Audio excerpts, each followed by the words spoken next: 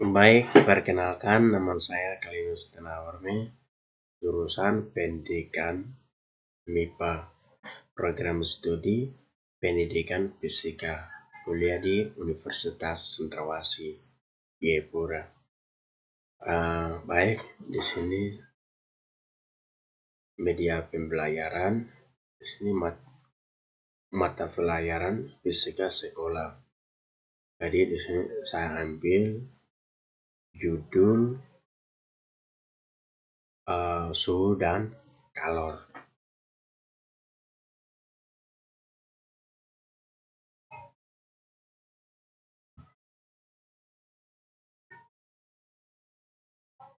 Baik, di sini saya ambil judul dari ini. Identifikasi miskonsepsi materi fisika suhu dan kalor menggunakan CRI, Certain of Respondent Index pada peserta didik kelas 11 MIA SMA Negeri 8 Bulukumba tahun ajaran 2015-2016. Sini materi dan konsep yang kita lihat.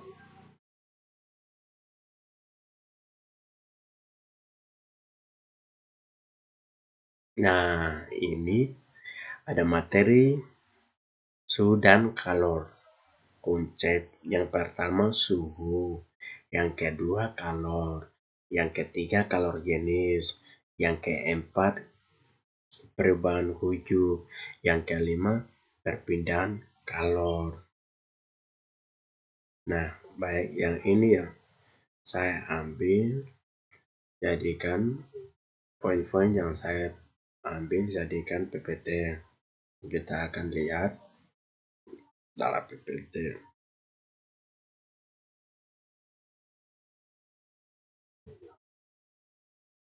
Baik, yang pertama miskonsepsi tentang suhu.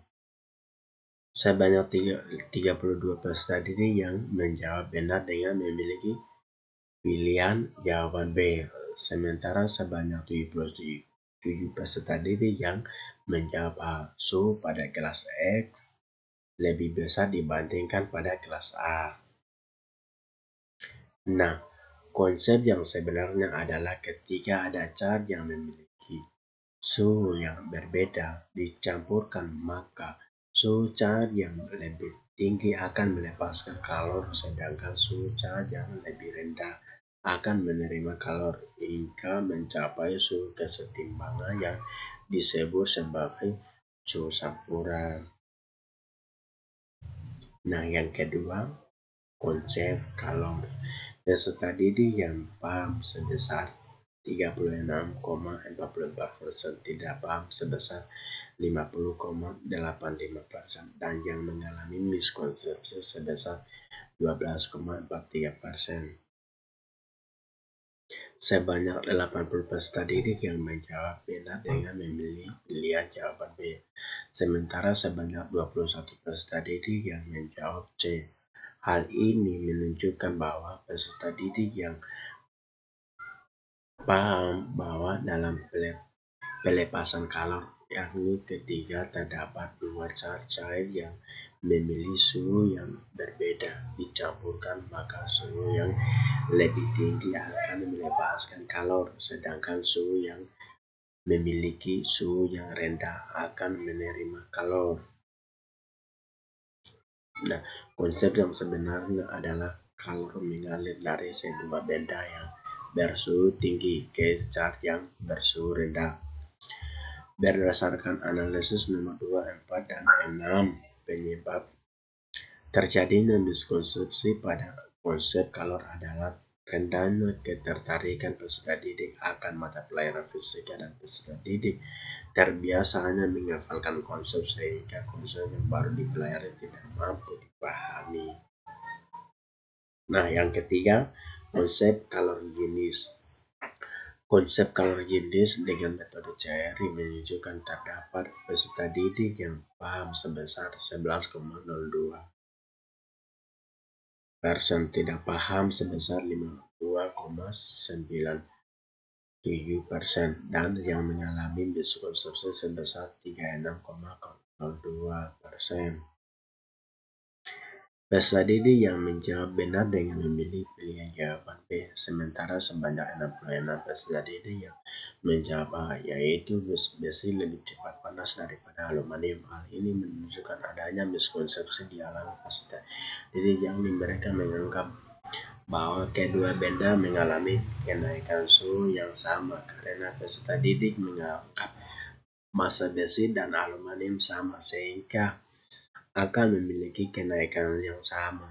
Padahal sebenarnya konsep yang benar adalah besi akan mengalami kenaikan suhu lebih cepat panas dibandingkan aluminium karena besi memiliki kalori jenis lebih kecil dibandingkan aluminium, yakni sebesar 45 joule per kilogram kalori dibandingkan aluminium sebesar 900 joule per kilogram kalori. Nah, misalkan benda yang memiliki kapasitas kalori yang besar artinya akan membutuhkan banyak kalori untuk menaikkan suhu 0,1 derajat Celcius, sehingga suhu dari benda tersebut lambat naik atau suhu benda tersebut kecil. Namun, peserta didik sering salah dalam menghubungkan.